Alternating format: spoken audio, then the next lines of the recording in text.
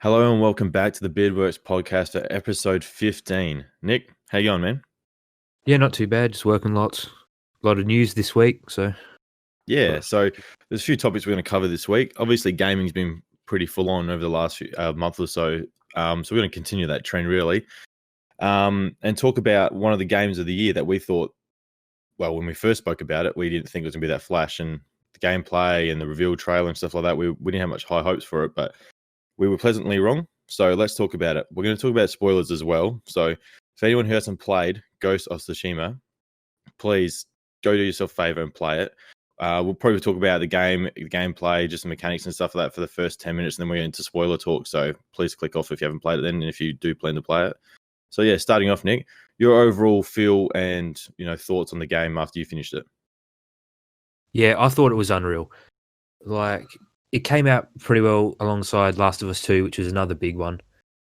If I was comparing the two, I'd go Ghosts over Last of Us. That's just my personal opinion. I like this aesthetic a bit more. But like, just the open world and the exploration and the collecting, it was all awesome in this. The only thing that I would criticize was a little bit of the movement. Like, when you would walk on a tightrope and you'd have to walk onto a platform, you'd have to jump off the rope on the platform when it looks like you should be able to just step. Yep. Yeah, like a lot of some of the traversal stuff on like different like ropes and ledges and that was a little bit off. I think Assassin's Creed did it a little bit smoother, but that's pretty well my only gripe. And it was very, very easy. Yeah, unfortunately, some of the boss battles were a bit lackluster, and the final, not the final boss battle, but the big boss battle that you have, it's a bit of a letdown. But I think, like we spoke about the other night, that when you get to that point, you honed your skills, and you're so good at that. You've worked your craft and stuff like that. So when it comes to doing that kind of battle, you're sort of on top of it already, I guess. Every enemy sort of has the same bit of a different attack, pattern, but once you've got your thing down, once you've got your specialty down packed, you're pretty much invincible. Yeah, well, we're kind of ruined with samurai games because we've both played Neo series, Sekiro, and they're real hard samurai games. So coming off of them into this was a walk in the park from day one. Yeah, well, for me at least. The thing is, the combat is a bit repetitive, but I never got bored of it. No. It's like I look forward to every battle. When I saw enemies on this, walking down a path, I was keen, to fight them. I never just ignored them, if you know what I mean. Oh yeah, I challenge everyone to standoff. Once you get the triple standoff, I challenge everything because you're just going to take out 3 straight away, and then every fight's even easier. Yeah, that's it. Well, my thoughts on the game were it was just a really well polished game. I really enjoyed it. I can't even remember. I didn't experience any kind of bugs or anything like that. The only thing I experienced was at the very beginning of the game was when you on the beach in the massive war scene that the frame rate's dropped a little bit. But I'm on the original PlayStation, so it might be pushing itself. And then also in the final battle sort of scene, I had the same sort of problem. I had a bit of stutter. So, but that's just old hardware maybe. And yeah, but overall the game was a real good experience. And I have to admit that I was very wrong about our first impression of the game when we watched the trailer and the gameplay trailer way back when. So I'm happy. I'm happy it's come to where it has today. And so let's start moving into the bit of the story without going too far into spoilers straight off the bat. But what were your thoughts on the overall story? Yeah, I thought it was real good. I like the transition from the honorable samurai to the shadow assassin ghost kind of warrior, and how that kind of influences your relationships with your family and friends. Your friends kind of just accept it and they follow you because they can see you're doing good. But your uncle, he just hates your guts straight away. Yeah, so this is the kind of transition that I wasn't really expecting because the game's broken up into 3 parts, or 3 acts, I should say, but there are also physically 3 parts of the island that you can see after you complete certain acts. So I found that in the first act, when you're at the bottom of part of the island, it's a bit different. You're sort of just trying to get a footing and trying to fight back against the enemy. So I think when you progress further throughout the game, you start to realize that name, the ghost, it sort of holds really strong meaning towards certain characters and also the living and breathing world of Ghosts of Tsushima. Yep, for sure. You are kind of ice skating a bit uphill at the start like because all your friends get murdered, your whole samurai clan's pretty well bitched, and you like one of the lone survivors, and you've got to pick up the pieces.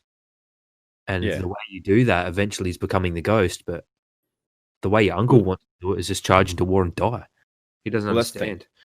I like the two compelling parts of the story where it comes down to, before you rescue. So now we're getting spoiler talk. Before you rescue your uncle who's been captured by the Khan, you are sort of like doing things off your own. You're not really following any orders. You're doing what you need to do to get the job done.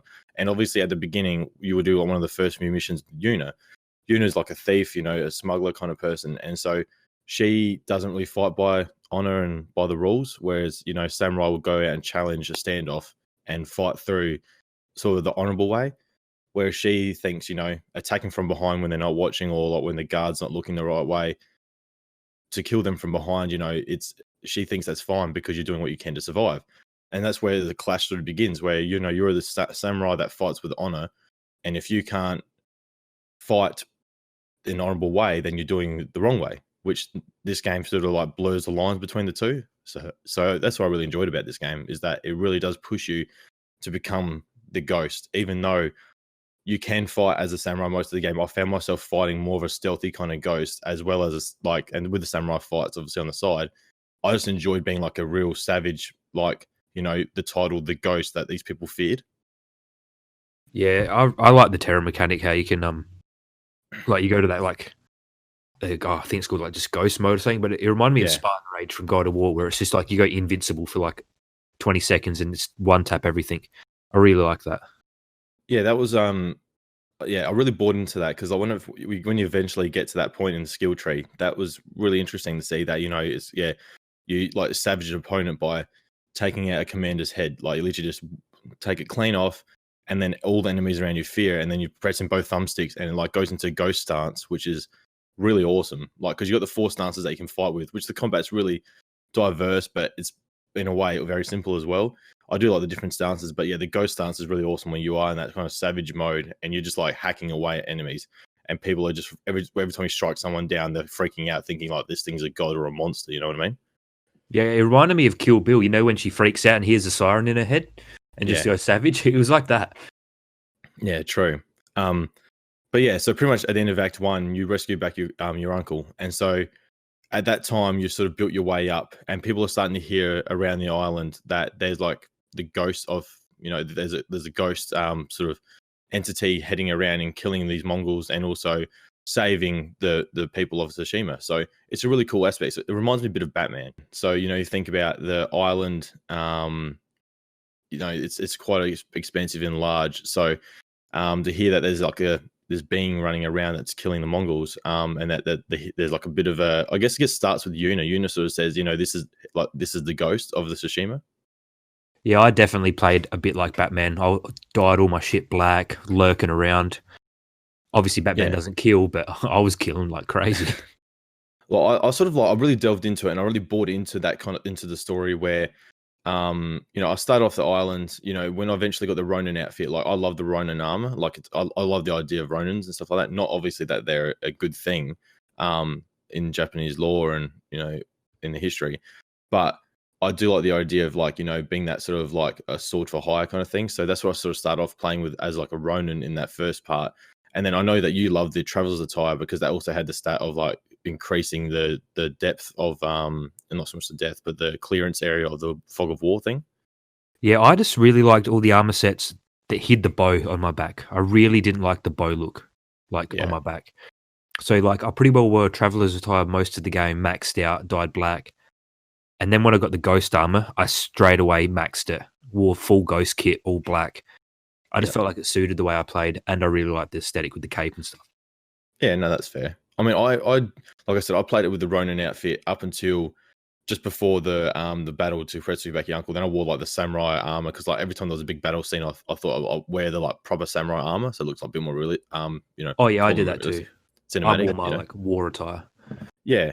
Obviously, throughout that first part of the game, you create relationships with like those characters that you can have the overarching stories with, like the side stories, which I found was really cool. There were some really good ones. You know, Master Uruzawa, whatever his name, I think it's his name is. But he's the Sensei bowman. Ishikawa. Oh yeah, that's it. I really liked his story. Chasing after his apprentice. I think that was really cool. And then you had Lady Masako. I think that's his name. So you had her as well, and her story I thought was really cool about her clan getting slaughtered after her sons and her partner died in the battle at the start of the game.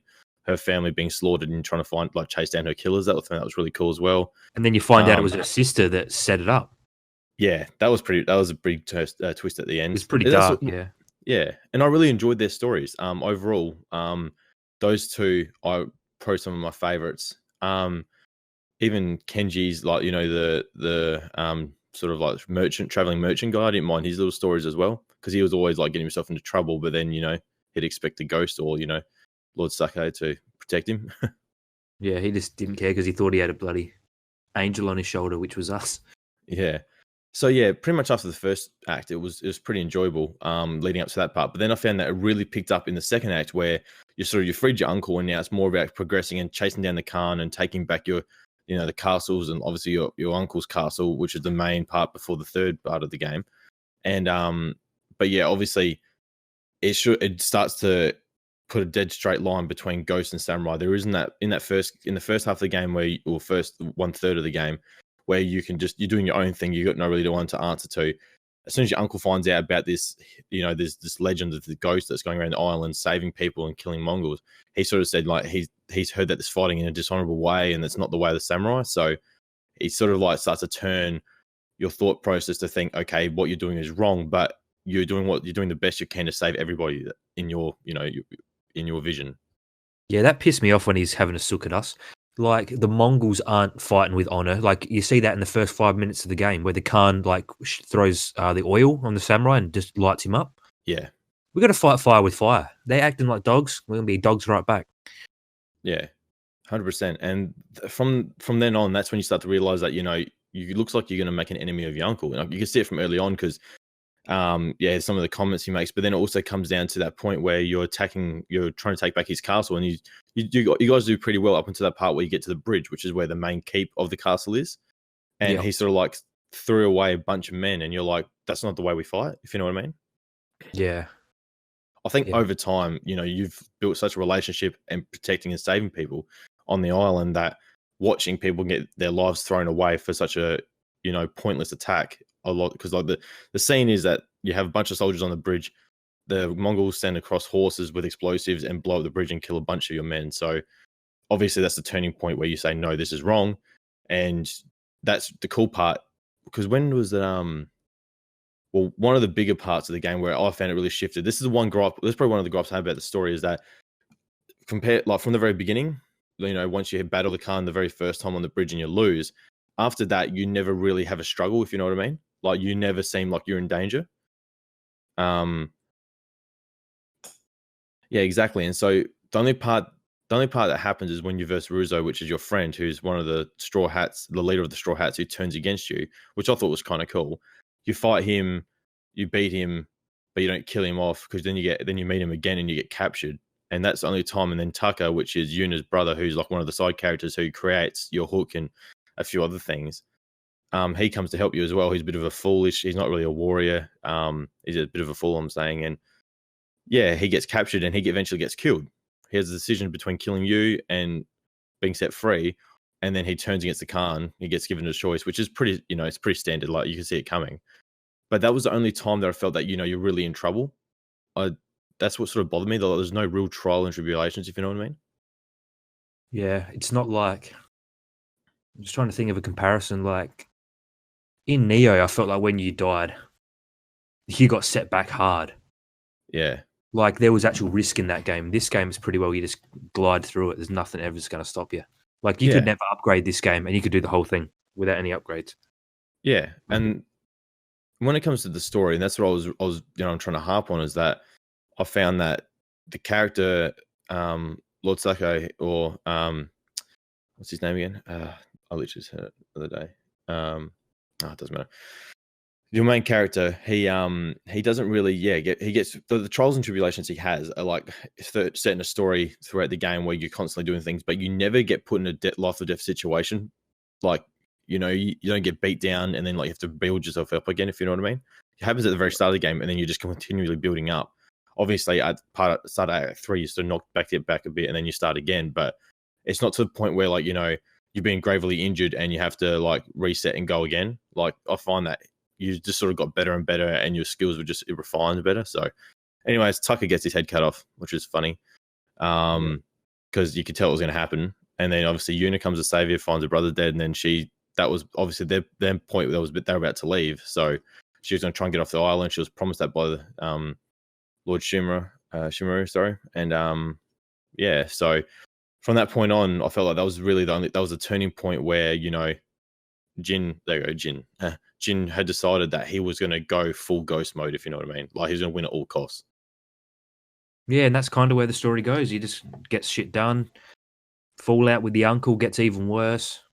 Obviously, after you poison, instead of attacking the camp, the cool part, I love that part when you get the ghost armor after Yuna gives you the ghost armor, saying that Tucker created this for you to inspire the people of Tsushima to believe in this ghost character.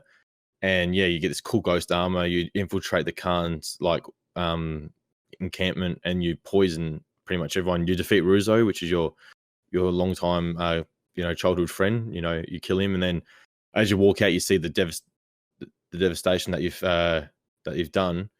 And yeah, obviously your uncle doesn't like that, and he arrests you, and that's when the game sort of picks up again after Act 3. But point is that it all gets to the end, you know, there's bits and pieces through Act 3. Eventually you go to fight the Khan, you defeat him, and then you have to fight your uncle, and you have a really important decision to make. And you sort of, you know, what do you think, Nick? I mean, we spoke about this off air, but what were your thoughts on that last decision? Yeah, okay. Well, the decision is you fight him. You obviously win, but you have the choice to kill him or spare him. I spared him because he's going off the whole game that you've got no honor because you're the ghost. And he's like, "Oh, give me an honorable death." I'm like, "You said I just got no honor. You're not having your cake and eating it too. I'm leaving you. I'm being the ghost. You made your bed, you can lie in it." So well, yeah, I left him, and it's a sick scene when he puts that mask on and walks away. Yeah, because obviously your uncle has contacted the Shogun for reinforcements, and then the Shogun's because this is off the mainland of, like, the Tsushima is an island, so it's it's off the island of Japan. So the Shogun has turned around and said, "Okay, here's the reinforcements, but you have to capture the ghost and make an example of him."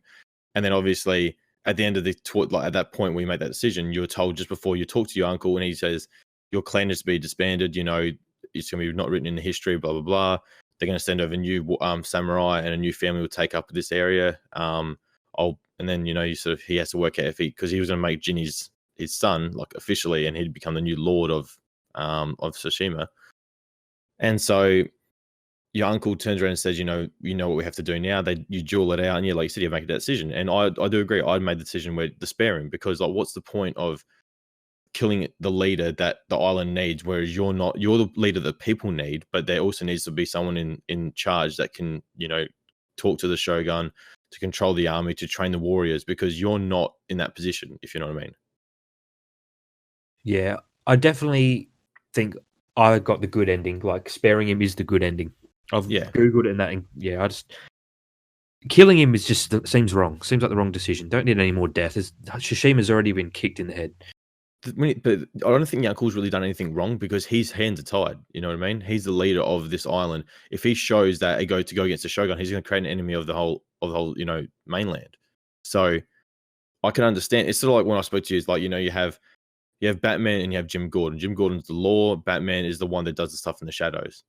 And so it has to be hand in hand. And obviously they were saying, like, they'll chase you down. The ghost will never be able to live free. And Jin's like, that's how it works.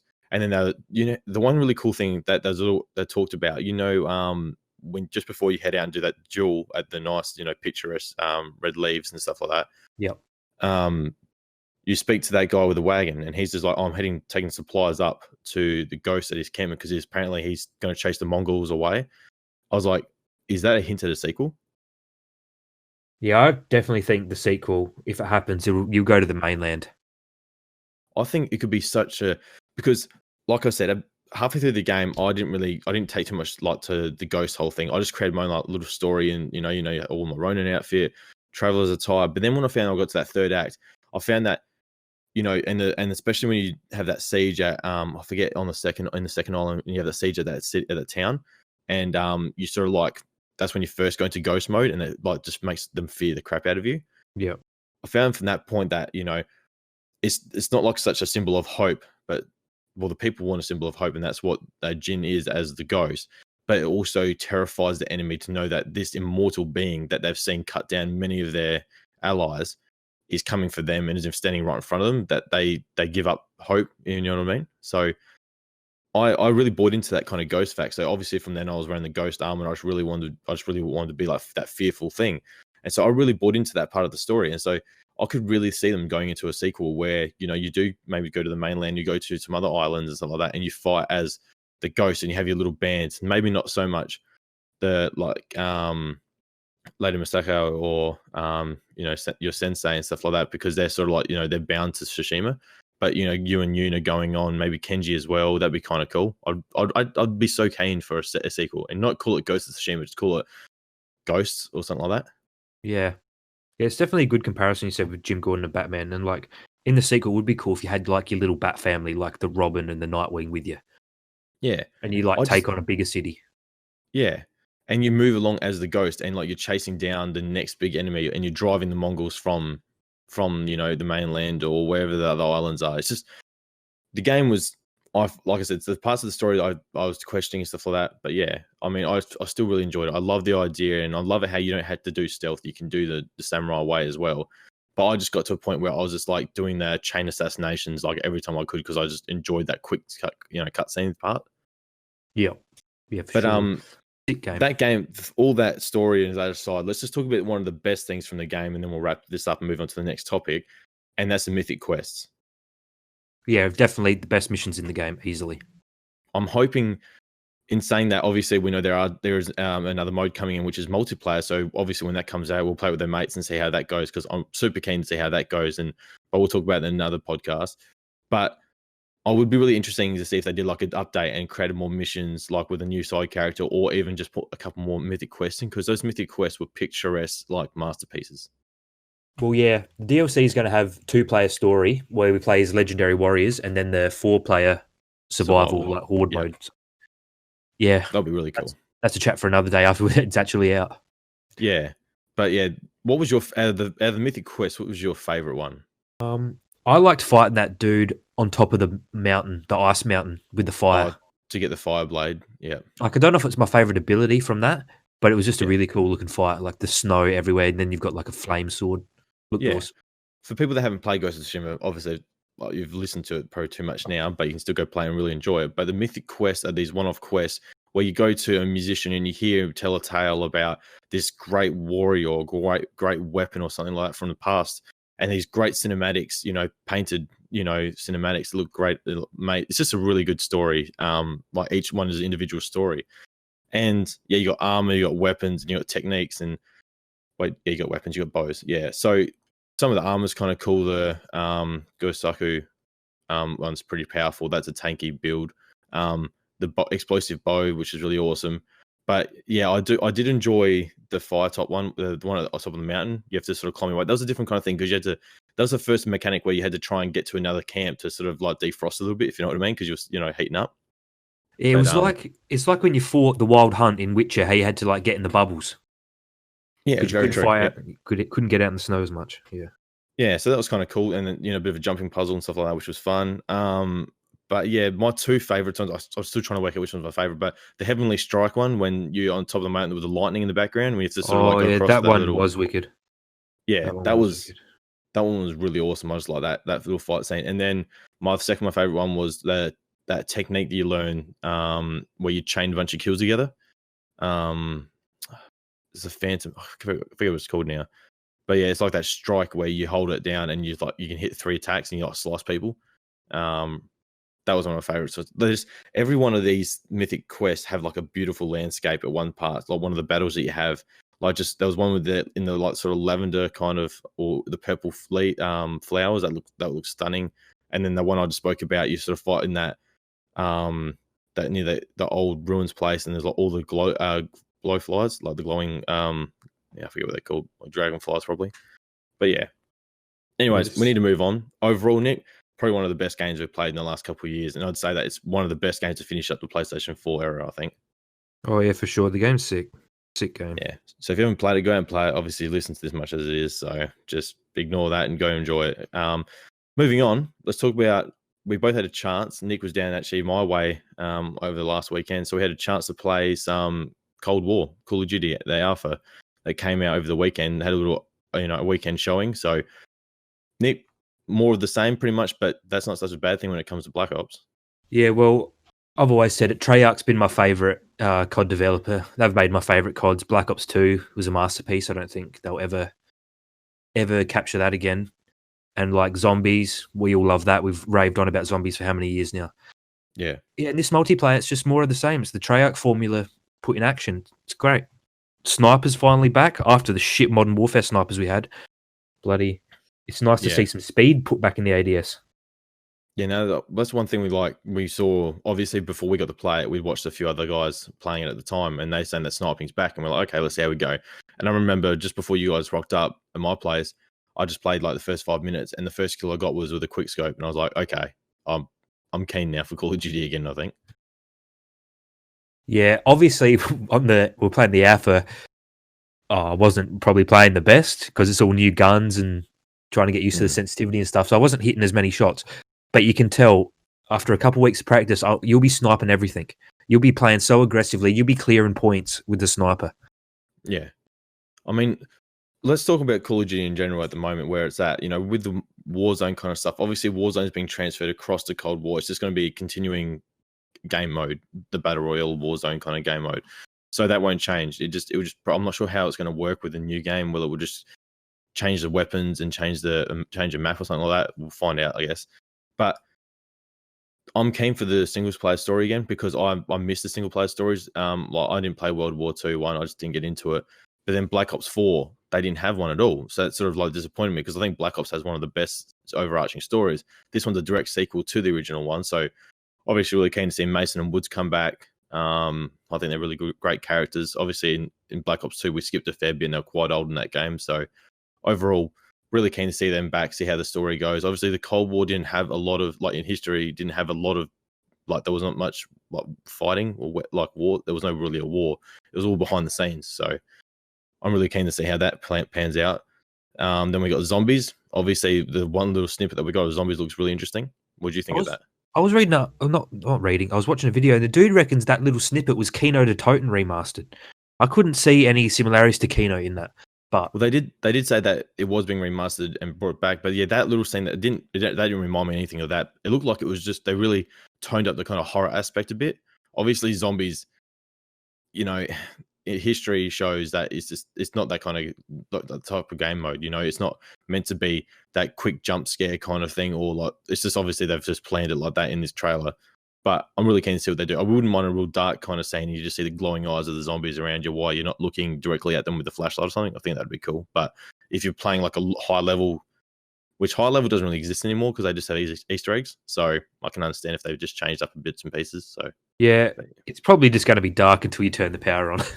Yeah, true. That's probably that's probably like round one, just as you activate the teleporter, then it's on. Yeah. But I think the core aspects of multiplayer, they got it down packed so far. Obviously, this is like the alpha, so then there'll be another open one coming up shortly. Then obviously the release before the release back in November 13, so a day after the PlayStation release, and 3 days after the Xbox. So that should be interesting. I'm keen on it. I mean, Call of Duty is Call of Duty. You get what you get, and I think Treyarch make the best multiplayer Call of Duties. Yeah, I'm a bit in the minority. I reckon there's no bad COD. I've had fun on every single COD that I've played, and I loved even Ghosts, and I know everyone hates Ghosts. But yeah, I don't know. I just found that back in the day, Modern Warfare 2, they were the ones I really enjoyed, and Black Ops 1 and 2. I really wanted to grind away and get to that max prestige and all that kind of stuff. I know you've done every COD for that, but I just don't have that kind of interest anymore. I like having the skirmishes with your mates, getting online, as a squad, dominating, but I can't do that night in, night out because I like to do other things. So, yeah, I mean, you obviously came for it and you'll do the same thing you always do. So, yeah, go for all the camos and shit. I got Dark Matter on Black Ops 4. I don't think I'll get it on this Modern Warfare. I've got every single primary and secondary done. I just don't have the launches, and I just can't see myself doing it. Yeah, considering that it's gone. 2020 has been not a very good year for everyone, and it's been pretty crap. So the year's gone so quickly, you don't even think about it. Warzone feels like it just needs a new, fresh and update, but the new game comes out in under a month, just over a month. So it'd be interesting to see what they do with Warzone. That's another thing. Season 6, I think, is about to begin, or Season 8. I don't know, one of the two. I've lost track of Warzone. So yeah, Warzone. The seasons are irrelevant because they don't do anything. They're shit. Yeah, but anyways. Moving on to our last little snippet before we finish up the podcast, and we just want to talk about the current purchase that Microsoft made. That could change up a bit of our thoughts on the Xbox, really. So obviously we've been complaining about how Xbox hasn't got much of a catalog of games. Obviously they've got the Ultimate Game Pass, which is a great value for money. If you do have a PC and you're looking at trading to a PlayStation and not having an Xbox, definitely look at getting the Game Pass. You can still play with your mates and you can still enjoy most of the games that will be coming across straight to PC when they release. But yeah, so we talked about, PlayStation have the better exclusives and stuff like that. Xbox have just gone out, or Microsoft, sorry, have gone out and done a bit of a crazy thing. They've bought Zanimax, which is like a parent company for Bethesda and all the companies that have all developers that have created some of the best games over the last few years.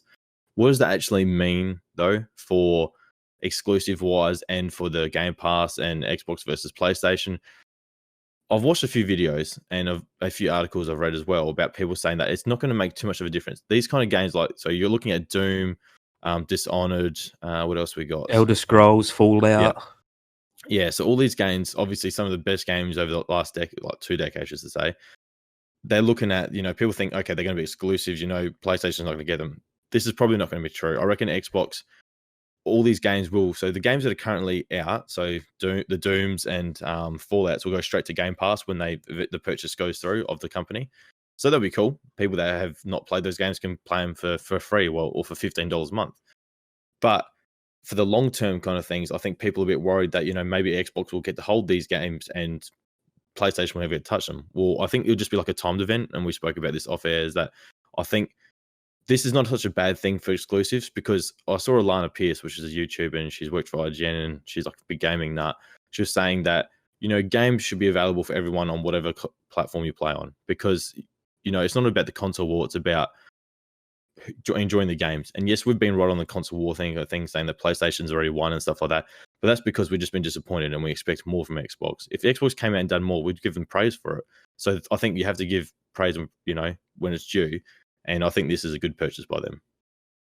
Yeah, I don't know. I think a lot of people are saying it's the time stuff, but I think Xbox will bitch something. They're going to bitch something to just be exclusive. They wouldn't spend $10 billion to not have something for themselves. Well, yeah. Well, if you look, obviously there's one game that's coming out. It's called Starfield, which is meant to be like one of the amazing Odyssey kind of game, story. So that'll be interesting to see what they do with that. But like I was saying, there's 2 games that they spoke about that are already on PlayStation's exclusive list from these companies. One of them is Deathloop, and Xbox have come out and said they will honor those 2 exclusives, saying that they will stay only on PlayStation because they had a pre-contract done and they don't want to screw that up, So I don't know. It'd be really interesting to see. I'm just really keen because I was just looking over the Game Pass just recently then, and I've just started playing Gears of War 5 again. I want to finish that off. I know you didn't like that, but no. I've finished Ghosts now. I haven't 100% it. I've still got bits and pieces to do, but I can only go and play some different games and sort of refresh my mind. So I just booted up Gears because it looks pretty on my PC with my new monitor. So I just want to give that a bit of a game, finish that off. But I've still got Rage 2 I want to play. I've still got Kingdom Come Deliverance, which I might never finish. But yeah, I think this is a massive win, not only for Microsoft, because they have been a bit lackluster, obviously, with Halo being delayed and their first party games that are coming out on the Xbox Series X aren't that flash. I think this is a win for them, but I think overall it's a win for gaming, because now these games will be coming to the Game Pass, and these are some of the best games over the last decade. So can you imagine the uproar? Imagine if Xbox just drops a mark and be like, Elder Scrolls, whatever, Xbox only. Yeah, that would be... that'll be a nuke. I mean, by the time the game comes out, it'll be 2025, I think, and so they'll probably be like the second or third generations of the Xbox Series X or something like that. So it'll be really cool to see what happens. But overall, yeah, I mean, I have to give kudos to Xbox or Microsoft, sorry, for doing this, because I think it's a very good step up from what they've sort of shown. Now they're doing this. I think now they can pump a bit of money into these companies and get stuff done. Like, yeah, I'm just really keen to see what happens from this. Yeah, good work, Xbox. Or, sorry, Microsoft, I should say. Good work. PlayStation, I think, will need to upgrade maybe their, not so much directly evolved to this, but maybe they do need to, with the Ultimate Game Pass, to challenge that. They probably need to put a few more games on the PlayStation Plus catalog. So, be keen to see what happens then. Yeah, But for sure. Nah, well, I guess that wraps up this episode. Nick, any final words? Nah, just keen for some new games. Yeah, and I think we've talked about gaming a fair bit, and we want to probably get back to some comics and some movies over the next few weeks or so. But we do have one we want to talk about, and that's another console kind of thing, and that's the Nintendo Switch. Nick's one of Nick's favorite little things. So obviously, I've got one as well. I need to get back playing it. So I'm gonna have a bit of a game over the next couple of weeks and get my final thoughts on what Nintendo needs to do to sort of, I think, well, they don't really need a challenge. I guess they're doing their own thing. So.